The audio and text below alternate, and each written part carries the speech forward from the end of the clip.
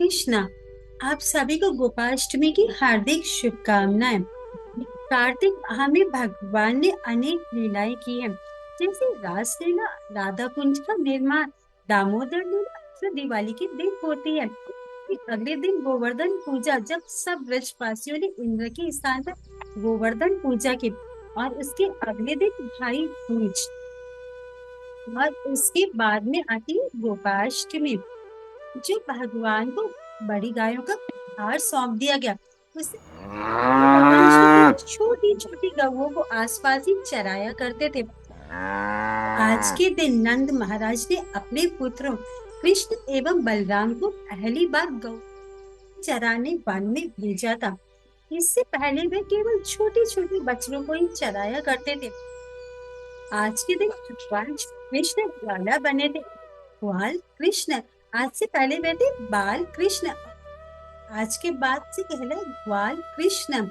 विभिन्न शास्त्रों में गोपाष्टमी का वर्णन विभिन्न प्रकार से किया गया है, जिसकी कथा बड़ी रोचक है, जो इस प्रकार से है। कार्तिक माह की सप्तमी का दिन था, जब भगवान श्री कृष्ण बछड़ों को चराते थे। तो सभी ग्वाल बाल मित्र भगवान श्री कृष्ण का हंस रहे, क्या तुम कन्हैया, तेरे बाबा का तो तुझ पर विश्वास ही नहीं है, इसीलिए अभी तक तुझे बच्चों को ही दे रखा है, और उसमें भी एक सीमा ही तय कर रखी, तू बाहर नहीं जाना तुझे।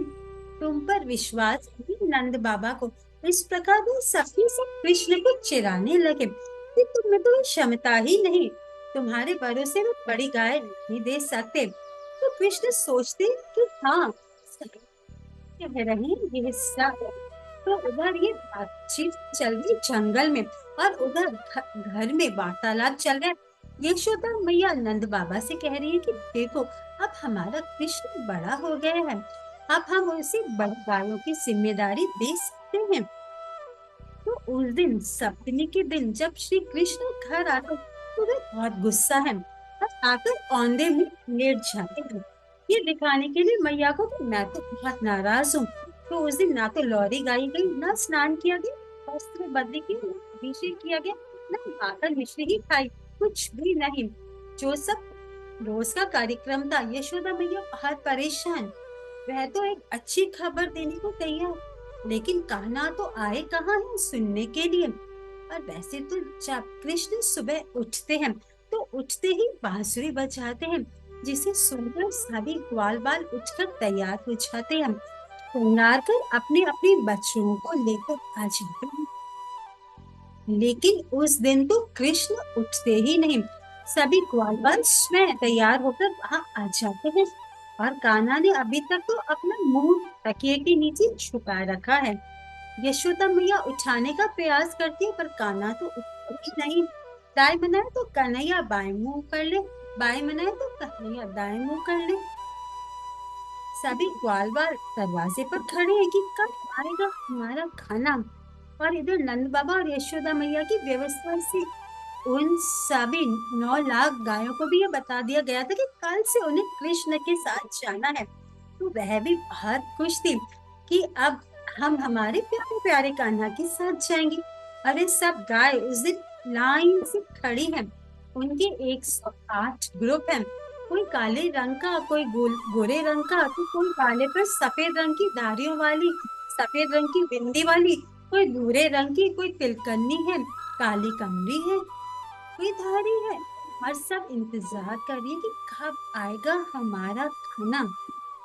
तब नंद बाबा यशोदा मैया से कहते हैं कि तुम उसके कान में जाकर कह दे कि आज से तुझे बड़ी गाय की जिम्मेदारी देने वाले हैं।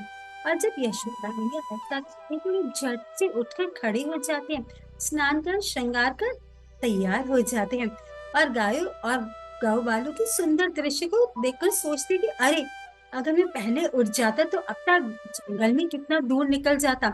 यशोदा मैया कहती कि जंगल के रास्ते बड़े कटीले हैं, और मार्ग में धूप भी होती है, इसीलिए हम तुम दोनों के लिए जूतियां और छतरी लाए हैं, इन्हें पहन लो। तब कृष्ण कहते, मैं तभी जूता पहनूंगा जब आप मेरी सभी गायों को जूता पहनाएंगे, और छतरी भी तभी लूंगा जब उन सबके पास छतरी होगी। जो मेरे पास है वह सब उनके पास भी होना ही चाहिए, बराबर ताबत। ये सुनकर यशोदा मैया कहती कि मेरे पास इतने जूते और छतरियां नहीं है, पहनना है तो पहनो, नहीं तो जाने दो। और ये बच्चा कौन है? यह कृष्ण कोई साधारण बालक नहीं, ये सभी लोगों, सभी ब्रह्मांडों, सभी जगतों के मालिक और सभी देवताओं की इष्ट है। और ये कान्हा गौओं के लिए नंगे पैर चलना शुरू करते हैं, और गाय भी ये वार्तालाप सुन रही थी। तो ये वार्तालाप सुनकर बालक कान्हा के प्रति प्रेम से ये निर्णय लेती कि कान्हा हमारे लिए जूते नहीं पहनते, तो हम भी जिस जिस दिशा में बह जाएगा, हम उस दिशा के सभी मार्गों के सारे कांटे, सारे पत्थरों को अपने खुरों से पीस पीस कर पाउडर बना देंगे। और ऐसा ना केवल वे सोचते हैं वरन करती भी हैं। और कृष्ण को याद करते हुए सदा उनकी आंखों में प्रेम के अश्रु रहते, और उन्हें याद करते हुए उन गायों की हमेशा उनके लिए प्रेम रहता। और फिर धरती बहुत मुलायम, ठंडी, कोमल हो गई, और फिर वापस श्री कृष्ण के पास आ जाती हैं। अर्थात जितना श्री कृष्ण का उन पर प्रेम, उतना ही उन गायों का भगवान श्री कृष्ण का प्रेम। और उधर गायों ने ग्वाल बालों के साथ ये निश्चित किया कि अब जब इस मुलायम, गीली, ठंडी धरती पर कृष्ण चलेंगे, तब धरती पर इनकी सुंदर चरण चिन्ह बन जाएंगे, और हमें से कोई भी उन पर पैर नहीं धरेगा। इसीलिए उनके निर्णय की वजह से ब्रज की जगह जगह भूमि में भगवान श्री कृष्ण के चरण चिन्ह बन गए, जिसे देखकर लोग याद करते हैं कि वहां से भगवान जाते थे। आज उनमें से बहुत सारे चिन्ह लुप्त हो गए, परंतु कुछ आज भी हैं। तथा गर्ग संहिता में ये वर्णन आता है कि जो कोई भी भगवान के चरण कमलों का दर्शन करता है, तो फिर वह वापस इस भौतिक दुनिया में जन्म नहीं लेता। और तब वहां से पूरे दिन के बाद जब भगवान वापस आते हैं, तो ग्वालवाल सोचते हैं कि अगर यशोदा मैया देखेंगे कि कान्हा तो थक गया है, तो फिर वह उसे कल नहीं भेजेंगे। इसीलिए वह सबके सब ग्वालवाल उन्हें प्रसन्न करने का प्रयास करते हैं, मजाक करते हैं, हंसी ठट्टा करते हैं। और कोई तो बंदर भी बन जाता है कृष्ण को प्रसन्न करने के लिए कि कृष्ण घर पहुंचे तो हंसते हुए। और अब जब वे नंदगांव पहुंचते तो देखते कोई गाय इधर है, कोई गाय उधर है, तो उन्हें बुलाने के लिए भगवान श्री कृष्ण एक कदम के वृक्ष पर चढ़ जाते हैं और बांसुरी बजाते हैं। उस बांसुरी में उन सभी गैयों को अपना अपना नाम लेके सुनाई दिया।